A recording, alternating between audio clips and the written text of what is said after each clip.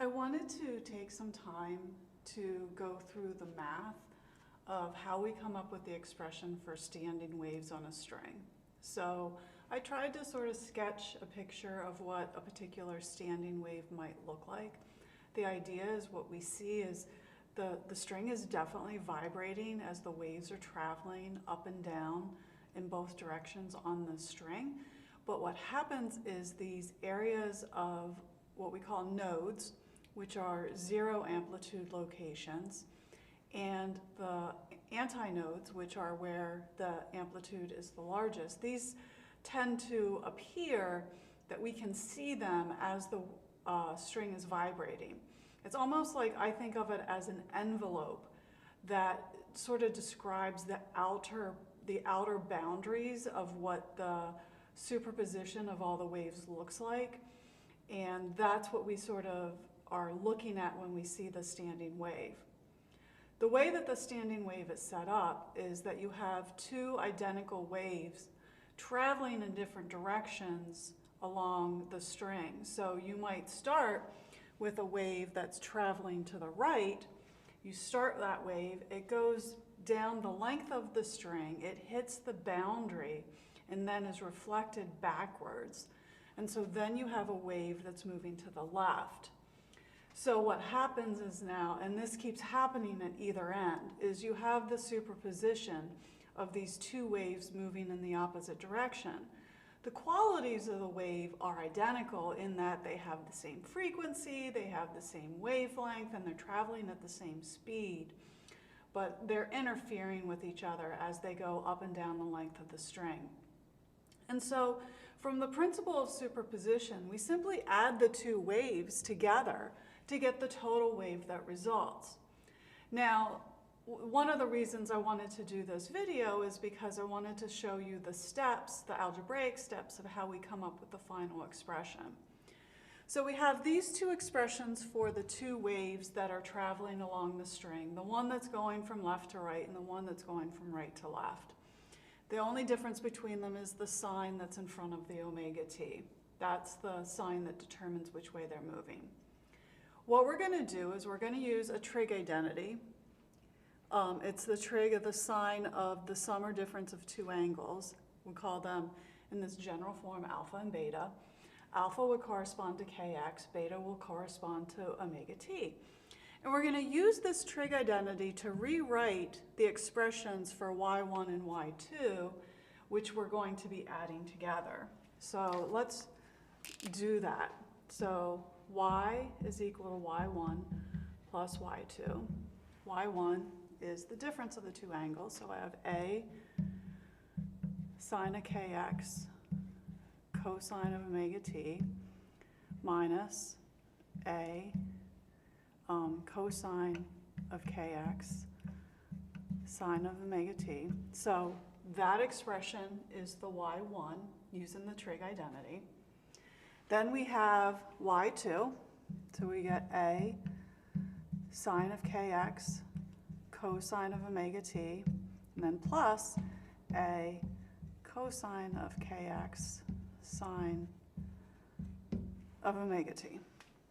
All right, so that almost initially looks like even bigger mess, but what happens is these two terms cancel each other out, and we're left with 2a sine kx cosine omega t.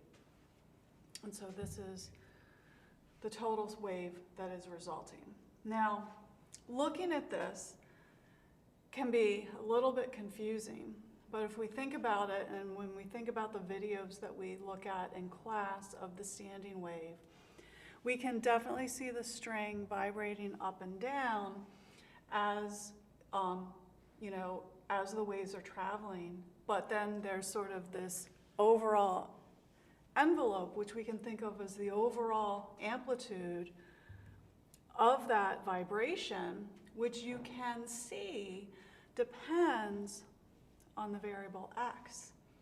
So the idea is that how much or what the amplitude of the vibration of the string is at any particular time is going to depend on where you're looking at on the wave. So, we're looking along here, this is along the x.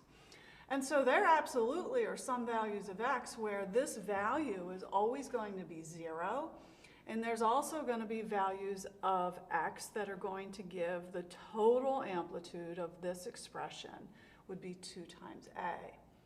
So when this whole thing is equal to 0, we're talking about the nodes, which are like locations here, here, and at the end points.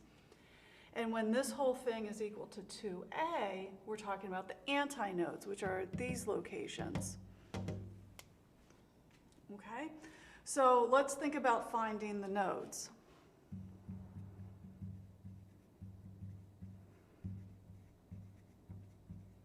The idea is that 2a times the sine of kx is equal to 0. Well, basically we're really looking where the sine of kx is equal to 0 and kx, is going to be equal to, so what are the angles where when you take their sine you get 0? Well, the sine is 0 at 0, pi, 2 pi, 3 pi, etc. So it's 0, pi, 2 pi, 3 pi, etc. And you keep on going up until n pi. So some integer times pi. So if I sort of rearrange this, x is equal to n pi over k. K is 2 pi over lambda, so this ends up to be n over 2 times lambda. So those are the values where those are the values of x, sort of where we could figure out where we would have nodes. So we can, and basically then, notice that these x's, there's going to be a relationship between that and the wavelength of the wave, and also by virtue of the way the wave behaves, it's also going to have an effect on the frequency. So what happens is you can, for your string, you're only going to have waves travel at a particular speed.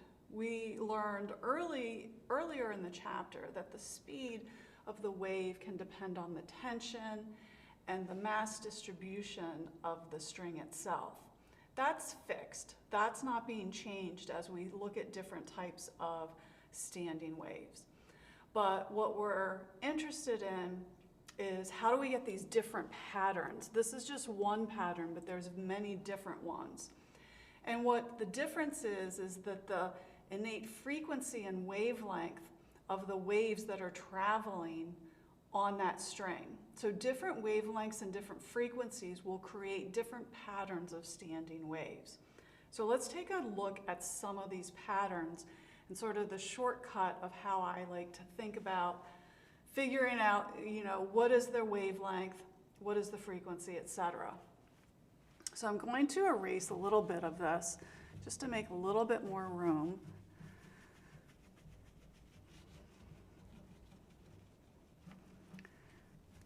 And it's not going to be an entirely perfect setup here, but I just want to have enough room to draw these different standing waves and talk about, to me, what the easiest way is to figure out what is the frequency and wavelength of this particular standing wave. So if I have a given length of string, the simplest standing wave, and so the distance between here and here is the length of the string. This is the simplest standing wave pattern that I can come up with. It just has a simple antinode in the center. The nodes are at either end of the string. I guess I should have mentioned that my assumption here is that we're dealing with a string that's fixed at both ends. If you look at this, what I think is the easiest thing is to figure out, well, how does this picture compare to the wavelength of the wave? This is half a wavelength, so the length is equal to lambda over 2. All right? And so then that means that the wavelength for this particular wave is twice as long as the length of the string. I can also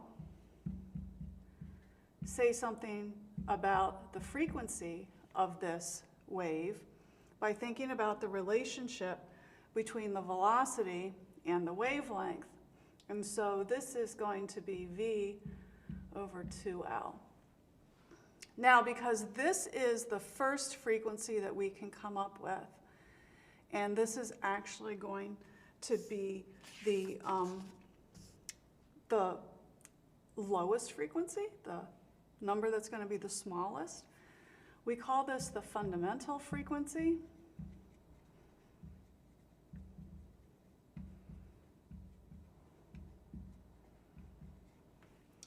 And it's also called the first harmonic.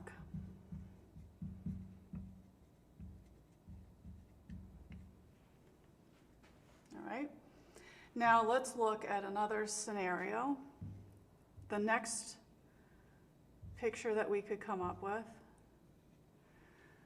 would look like this. Again, this is still the length of the string, and now this is the next level of complication that we can end up with. And here, the length is equal to the wavelength. One full wavelength fits on this entire length of string.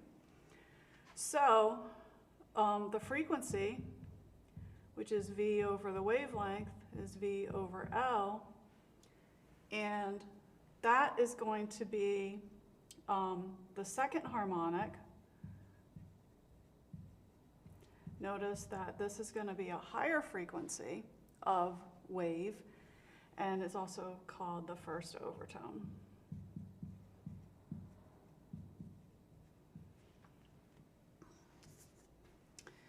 And finally, just as the last example, you can keep on going with this, but this would be the next level of complication for a standing wave on this string. We can see that the length of this string is equal to 1.5 wavelengths. So the wavelength is equal to 2/3 the length of the string.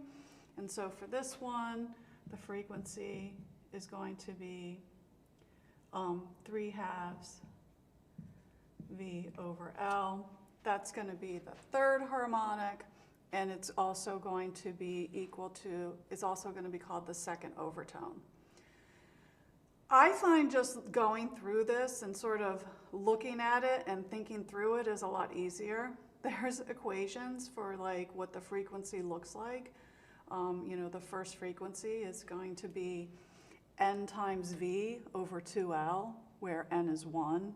And then if you use n equals 2, we're going to get this frequency, etc. But I find it just to think through it a lot easier. We'll talk a little bit more about doing this in class, and we'll also have an example problem. But hopefully you sort of see where we came up with this expression using the trig identity. And this also introduces you to how to figure out these different standing waves that we might encounter.